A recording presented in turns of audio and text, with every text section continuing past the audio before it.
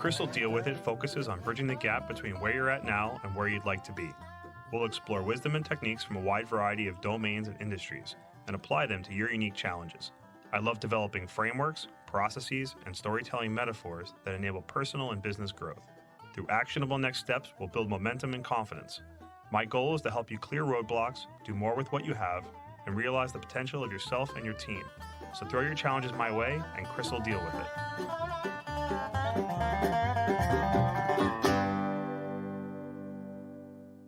Welcome to episode 27 of Chris will deal with it, Managing the Middle, Building Walls While the House is on Fire. First, an AI statement. All elements of this episode are products of the author, Chris Kreuter, made without any use of AI tools. The Managing the Middle series offers advice on serving as a better bridge between the divides within our organizations, societies, and lives. It's the kind of advice I would have benefited from when I started managing projects and people in my 20s. The series is also intended as a counter to polarization and extremism, an aide to embracing the shades of gray between issues. In the show notes, you'll find a link to episode 9 of the podcast, which was the first in the Managing the Middle series. Today I'm going to focus on one of my favorite sayings. It's hard to build walls when the house is on fire. It's meant to capture a specific tension, balancing the building of meaningful, substantial things that matter, such as a system, a tool, or a product, against the constant barrage of modern life, unplanned problems, constant interruptions, mundane tasks, and demands on our time. As listeners of the podcast know, I like to theme my episodes around an analogy, and this one is no different. So to start, I'd like you to consider the project, goal, or process that looms largest in your life. The one that, when completed, will truly make a difference. Let's consider this the house you're trying to build. Building this house is going to take a large effort. It may involve a team of people with a specific deadline. It may be a solo project that will take years. Or you may be facing a more daunting task of a larger development, such as building a company from the ground up. Regardless of the size of your project, you can improve the chance of success by paying attention to a few key concepts. 1. Environment. 2. Objectives. 3. Materials. 4. Foundation. And 5. Pace. So number 1. Environment. You'll rarely have perfect environmental conditions to do your best work. That's worth repeating. Understand there's always going to be imperfections you need to contend with, so get comfortable with being uncomfortable. Now let's say you find yourself in the middle of a half-built house. You have multiple crews with different responsibilities to manage: roofers, electricians, plumbers, masons, etc. Each requires specific skills, materials, and methods to get their jobs done effectively. And there's going to be conflicts, frictions between these groups. All are going to demand various parts of your attention, and that means dozens of small fires that are going to need to be put out, hopefully figuratively and not literally. But whether it's a home or a company, you need to balance the end goal, which is the completed home, product, company mission, the departmental deliverables, subsystems, a process for that particular department, project elements, and individual desires, the customer, the employees, and the communities impacted by your operations or your product. So how will you maintain your balance among the uncertainty of your environment? Will you allow yourself to get pulled every which way by the demands of others? Can you identify some North Star that's going to help you stay oriented on the critical elements of success? How much mitigation are you going to need to establish to ensure the environmental conditions are managed? So a few mitigation strategies that can help you contain your environment would be weekly check-ins, both personal and for your team, office hours, which will isolate specific blocks of time for those who rely on you to present their problems and issues needing attention.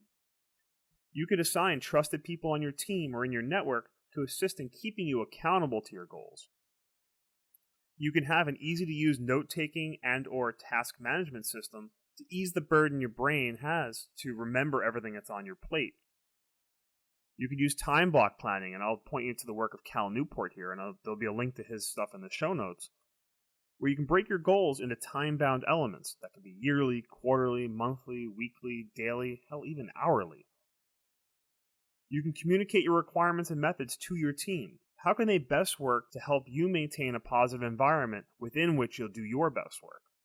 It's important to note you don't need to be the boss, in this case the foreman, the project manager, CEO, whatever.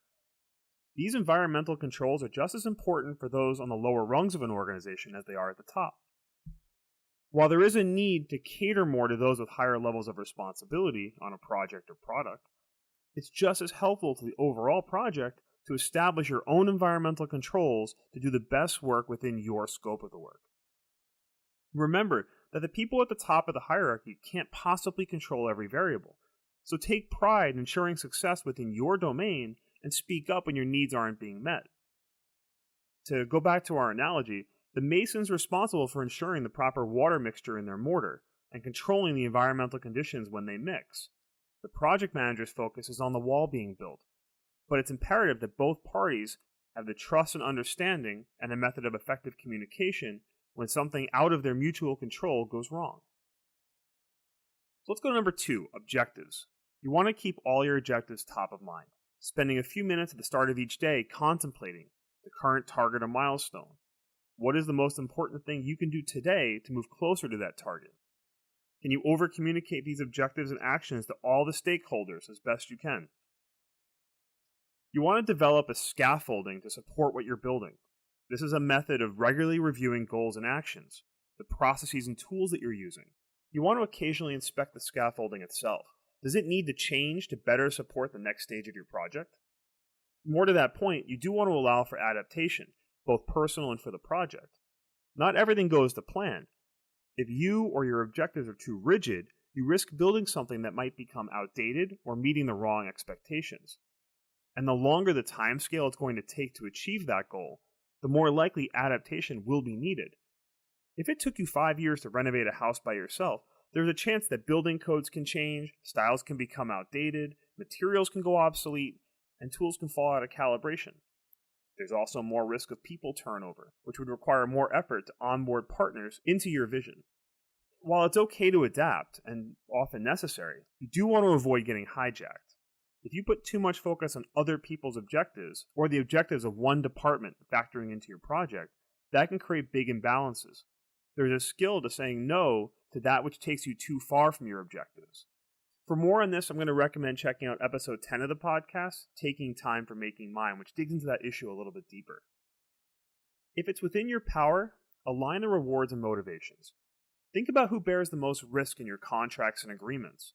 Do you have a contractor engaged on a fixed price contract? They're bearing the risk of cost overruns if something goes wrong. Or are they working on an open-ended time and materials agreement where you have to have a high level of trust that they're being as effective as possible? Are you in a position to reward or be rewarded if a project is done under budget and or faster than expected? Are your various stakeholders being held to a common definition of success, or are each of them in it for themselves, being rewarded for their small contribution rather than the success of the entire project? Is there a clear agreement on how contingencies are going to be handled and negotiated? If the customer inspects the work in progress and wants the bedroom painted blue instead of yellow, is there a clear process to determine who's responsible to bear the penalty of all that additional time and materials? So let's talk about number 3, materials. What options are available to you? What can you realistically afford? Are your materials, tools, and training right sized for your project?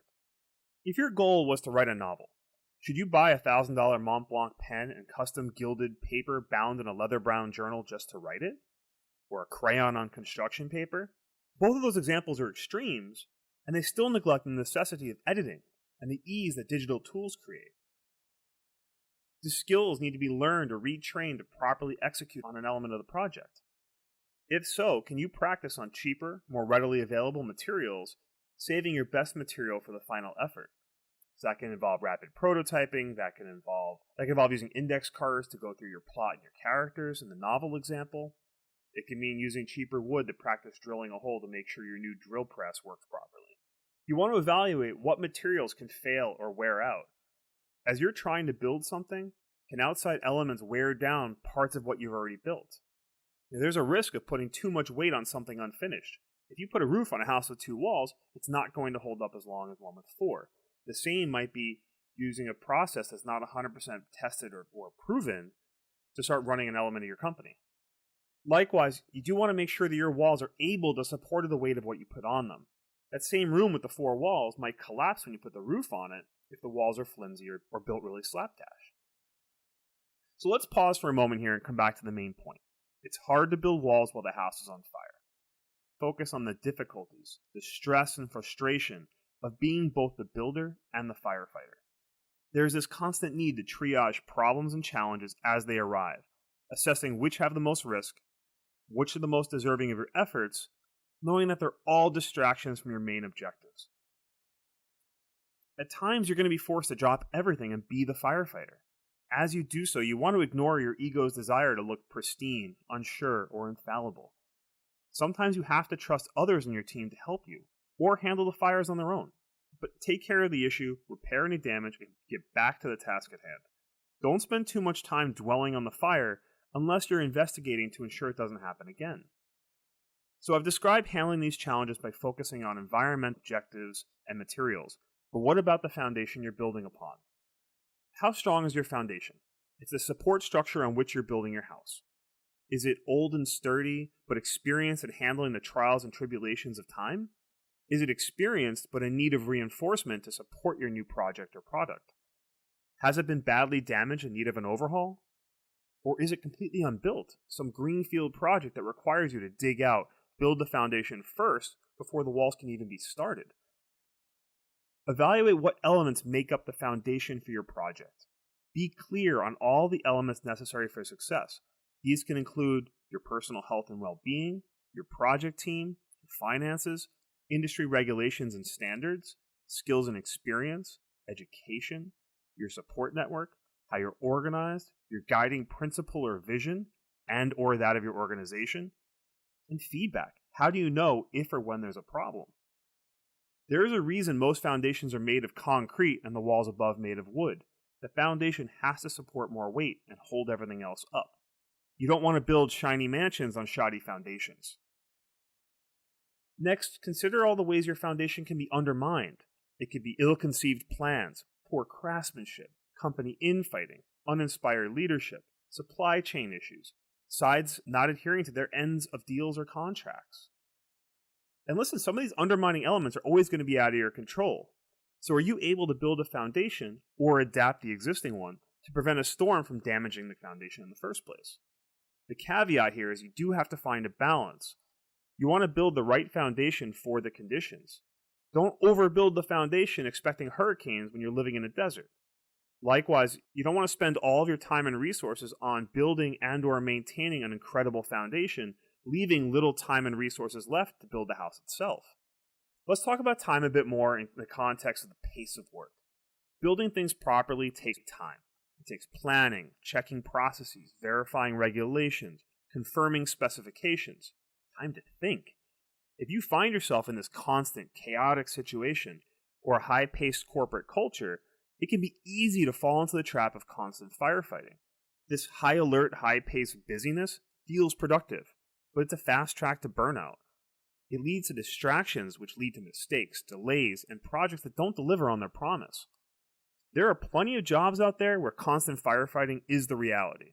Some examples would include fast food clerks, dress shoes on the ground stock market traders, but in those kind of jobs, employees are asked to follow a process as efficiently as possible. You have very few builders or process changers within those organizations, and they're usually at the very top. These companies are purpose-built for efficiency and repeatability.